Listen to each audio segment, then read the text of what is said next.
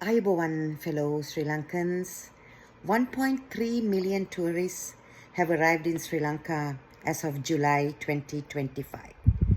20,000 Israeli Jews, most of whom are American, have arrived in Sri Lanka until now.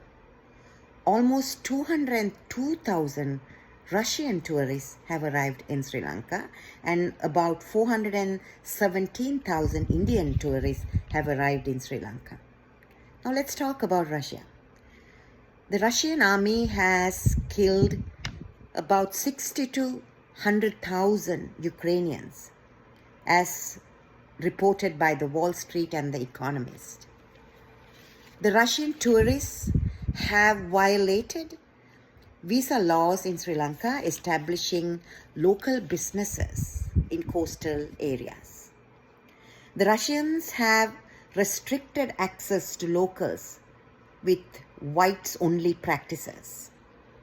The Russians have entered into severe competition with our local businesses, where the local businesses have complained about the Russian-run businesses that they are taking away their livelihoods. But a group of Sri Lankans led by a tourist are afraid of the Israeli Jews. This is nothing but an attempt to marginalize and to shame the Jewish people. And we must call this out, because we are a country that depends on tourism, and it has to serve every person who comes to our country.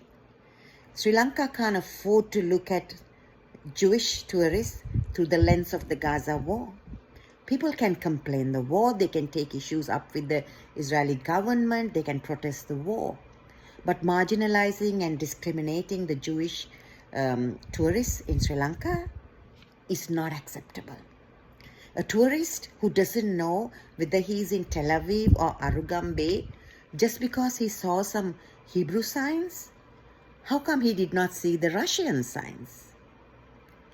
So let us really dig into our conscience. You can hate Israel. Nobody is telling you what to think. You can overlook the truths and overlook the role Hamas has played in this war by not releasing the hostages. But do not make our Jewish people, our Jewish friends, scapegoats. Thank you.